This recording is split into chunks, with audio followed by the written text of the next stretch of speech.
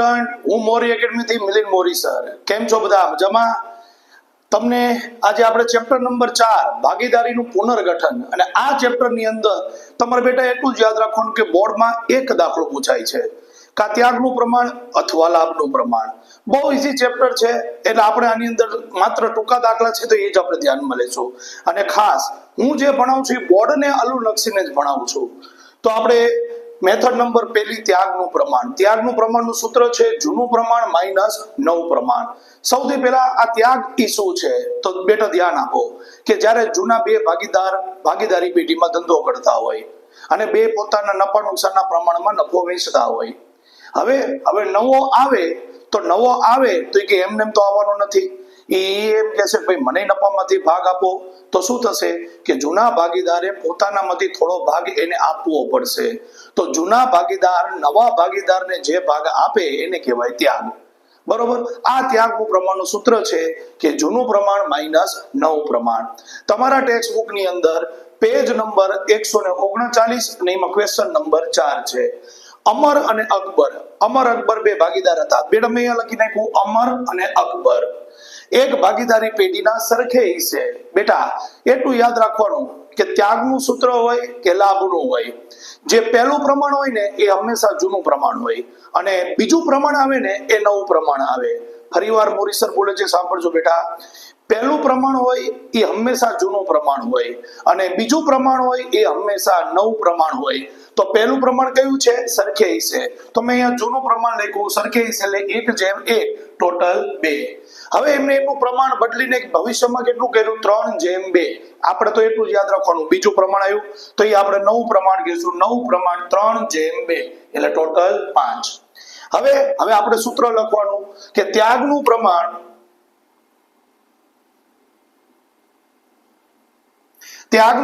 બરાબર જૂનું પ્રમાણ માઇનસ નવું પ્રમાણ. હવે આમાં પેલું નામ શું છે? અમર. તો બેટા અહીંયા ધ્યાન આપજો, આ અમર. હવે અમર જોતા હોય તો અમરનું જોવાનું બેટા. અમરનું જૂનું પ્રમાણ કેટલું છે? 1, અને છેદમાં ટોટલ કેટલો? 2, એટલે કે 1/2. અને અમરનું જ નવું પ્રમાણ કેટલું છે? 3/5. આ 3/5. ફરીવાર એનું જૂનું પ્રમાણ 1/2 અને નવું પ્રમાણ 3/5. હવે નીચેનાનો ગુણાકાર કરી નાખો. પહેલા નીચેનાનો ગુણાકાર કરવાનો, પછી ક્રોસ ગુણાકાર કરવાનો. તો પહેલા નીચેનાનો ગુણાકાર કરી નાખીએ તો 2 × 5 એટલે કેટલા આવ્યા? 10. હવે પહેલાનો વારો લેવાનો. 1 ને 5 વડે ક્રોસ લેવાનો તો 5 × 5, અને 2 ને 3 વડે ગુણ તો 3 × 6. એનો મતલબ કે 5 માંથી 6 જાય તો -1/10. આ અમર આવ્યો, માઇનસ આવ્યો. હા કહું છું માઇનસમાં શું કરવાનું. હવે બીજો ભાગીદારનો વાત લઈ. કોનું નામ છે? અકબર. તો અહીંયા લખશું અકબર. ચલો, અકબરનું જૂનું પ્રમાણ. બેટા અકબરનું જૂનું પ્રમાણ 1/2. ચલો 1/2.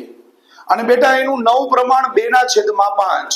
આ 2/5.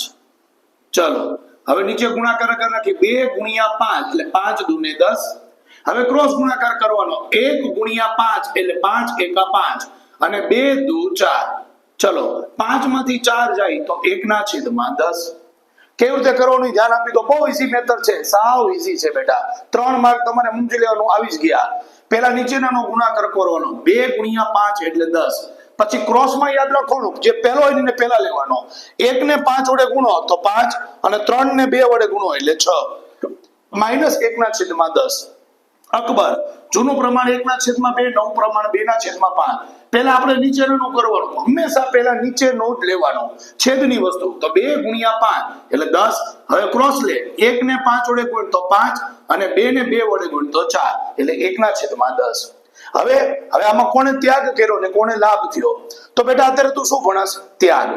તો ત્યાગના દાખલામાં જો પ્લસ જવાબ આવે, કેવો બેટા? પ્લસ. તો આવું બોલો ને, ઈ પોતે એટલે ત્યાગ. અને માઇનસ આવે તો વિરુદ્ધ એટલે લાભ.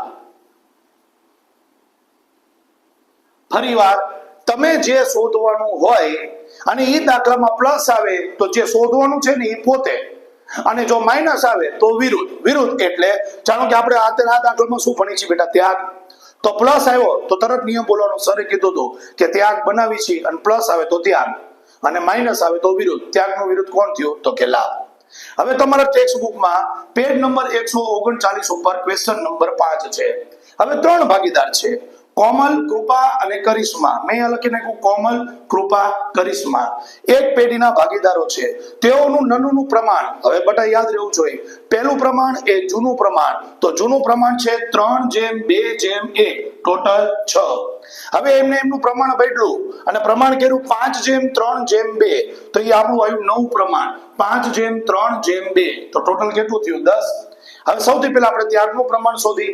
સૂત્ર છે ત્યાગનું પ્રમાણ બરાબર જૂનું પ્રમાણ માઇનસ નવું પ્રમાણ. તો સૌથી પહેલું કોનું નામ છે? કોમલ. તો બેટા અહીં હું લખું છું કોમલ. હવે બેટા ધ્યાન દેજે, કોમલનું જૂનું પ્રમાણ કેટલું છે? 3/6.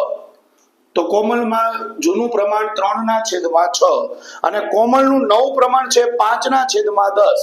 તો કોમલનું નવું પ્રમાણ છે 5/10. ફરી વાત, આ કોમલનું જોતા ને કોમલની સામું જોવાનું. જો બેટા, જૂનું પ્રમાણ 3/10, નવું પ્રમાણ 3/6 અને નવું પ્રમાણ 5/10.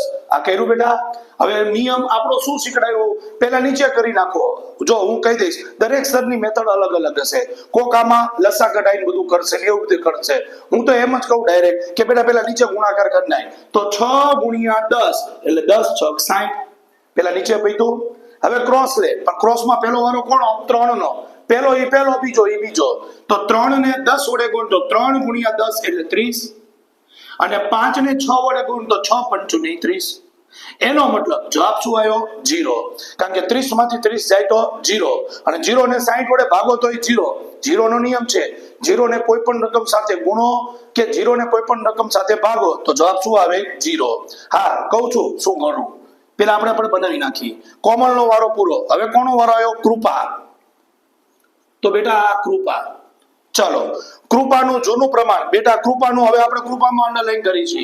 કૃપાનું જૂનું પ્રમાણ કેટલું છે? 2/6. તો આ 2/6 અને કૃપાનું નવું પ્રમાણ કેટલું છે? 3/10. તો આ 3/10. ચલો, 2/6, 3/10. હવે પેલા નીચેનાનો ગુણાકાર કરી નાખી. તો 6 ને 10 વડે ગણ તો 10 × 6 = 60.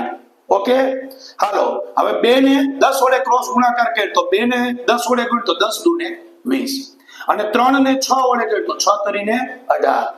હવે 20 માંથી 18 જાય તો 2/60 પ્લસ જવાબ આવ્યો. હવે આપણે આગળ વધી. હવે કોનો વાર આવ્યો? કરિશ્મા. તો અહીંયા લખશું કરિશ્મા. ચાલો, હવે કરિશ્માનો વારો લઈ. ચાલો, સૌથી પહેલા જૂનું પ્રમાણ. કરિશ્માનું જૂનું પ્રમાણ કેટલું છે? 1/6. તો 1/6 માઇનસ કરિશ્માનું નવું પ્રમાણ 2/10. તો બેટા 2/10. ચલો, પેલા નીચેનાનો ગુણાકાર કરી નાખી. તો 6 × 10, 10 × 6 = 60. હવે ક્રોસ ગુણાકાર કરી તો 1 ને 10 વડે ગુણ તો 10 અને 2 ને 6 વડે ગુણ તો 12. એનો જવાબ આવ્યો -2/60. હવે બેટા અહીંયા તો 0 થઈ ગયો. અહીંયા 2/6 અને અહીંયા 2/60. હવે બેટા હજી આમાં 2 માં છેદ ઉડે છે, 1 માં નહીં 2 માં. તો છેદ નીચું પ્રમાણ કરી નાખી. તો ચલો, આને 2 વડે ભાગી નાખો તો જવાબ કેટલો આવ્યો? 1/30 પ્લસ અને આને ભાગો તો -1/30 માઇનસ. બરોબર, આ તમારા ટેક્સ્ટ બુક મુજબનો જવાબ આવી ગયો. એટલે તમારે લસા બસાની બહુ કે મગજમારી કરવાની જ નહીં. એકદમ ઈઝી મેથડ શીખો બેટા. ખોટું ચિંગણની જેમ ખેંચવાનું નહીં. ઈઝી મેથડ થી ભણો. કે પેલા આપણે નીચેનાનો ગુણાકાર કરી નાખો, પછી ક્રોસ ગુણાકાર કરી નાખો, પછી આનો જવાબ આવ્યો 2/60, આનો જવાબ આવ્યો -2/60. હવે આમાંય છેદ ઉડે છે અને આમાંય છેદ ઉડે છે, તો ઉડાડી દો. તો 2 વડે ભાગી નાખો તો 1/30 અને અહીંયા માઇનસ છે તો -1/30. હવે આપણો રૂલ્સ કહીએ કે આપણે શું ભણી છીએ બેટા? તો કે કઈ ગયો? આ રહ્યો ત્યાગનું પ્રમાણ. અને ત્યાગના દાખલામાં શું જવાબ આવ્યો? પ્લસ. તો એટલું બોલવાનું કે જે શોધવાનું હોય પ્લસ આવે તો ઈ પોતે. તો ત્યાગ શોધવાનો છે, પ્લસ આવ્યો તો ઈ પોતે ત્યાગ અને માઇનસ આવે તો વિરુદ્ધ. વિરુદ્ધ એટલે લાભ. તો આનો જવાબ આવ્યો લાભ. અને બેટા આનો જવાબ તો શું આવ્યો? 0. 0 નો મતલબ એને ત્યાગે નો કર્યો, ભાઈ એને લાભે નો થયો. તો બેટા મારો વિડીયો તમને ગમ્યો હોય તો વધુ ને વધુ સબસ્ક્રાઇબ કરજો, બીજા વિદ્યાર્થી મિત્રોને શેર કરજો. દરેક વિદ્યાર્થીને ખાસ નમ્ર વિનંતી કે બેટા 10 જૂન 2025 એટલે કે 10/6/2025 પછી આપણે માસ્ટર બેચ ચાલુ કરી દેવાના છે. આ માસ્ટર બેચ ની અંદર કેવું હોય બેટા કે હું એકાઉન્ટ અને સ્ટેટના તમામ ચેપ્ટર જેમ કે એકાઉન્ટ હોય તેમાં નાના દાખલાથી માંડી મોટા એટલે કે ભાગીદારના વાર્ષિક હિસાબ, પ્રવેશ, નિવૃત્તિ, વિસર્જન, શેર મૂડી, ડિબેન્ચર, કંપનીના વાર્ષિક હિસાબ, રોકડ પ્રવાહ પત્રક, નાણાકીય પત્રકો, આ બધાય ચેપ્ટર. હું વાત કરું આંકડા શાસ્ત્રની તો બેટા સૂચકાંક, સહસંબંધ, નિયત સંબંધ, સામાયિક શ્રેણી, સંભાવના વિતરણ, પ્રામાણ્ય વિતરણ, લક્ષ, વિકલન, આ બધાય ચેપ્ટરના એટલે કે એકાઉન્ટ અને સ્ટેટના નાના અને મોટા આ બધાય દાખલા હું ના વિડીયો બનાવવાનો છું. એ હું મારા ચેનલમાં મૂકીશ. આ ચેનલનું પ્રાઇસ છે બેટા ખાલી 1499 રૂપિયા. 1499 રૂપિયામાં બેટા તમારે એકાઉન્ટ અને સ્ટેટના બધા લેક્ચર આવી જશે અને એના વિડીયો અમે તમે જે આપશો એ નંબર ઉપર અમે તમને મોકલશું. આખા વર્ષ દરમિયાન એ વિડીયો તમારે જોવાના કામ આવશે, તમારા મોબાઈલમાં રહેશે. તમને એમ જ્યારે મારે આ રીત શીખવી છે તો આરામથી. અને બેટા હજી હું તમને કહું છું, તમને યુટ્યુબ ની અંદર મોટા ભાગે ટૂંકા દાખલા તો બધા હિસાબો ભણાવશે, પણ મોટા દાખલા તો કોક જ ભણાવશે, એમાં બધું નથી. તો બેટા એ અમે લાવી છે કે તમારે ટ્યુશનની જરૂર ન પડે ને છોકરો રિઝલ્ટ લાવે જબરજસ્ત. અને તમે આટલા મારા લેક્ચર જોયા, હજી તમે આગળ જોશો તો તમને ખબર પડશે કે મોરી સાહેબ કેવું જબરજસ્ત ભણાવે છે. તો પ્લીઝ તમે બેટા 1499 નું અમારું પેકેજ ખરીદો અને બેટા એકાઉન્ટ અને સ્ટેટના તમે લેક્ચર લો. Thank you.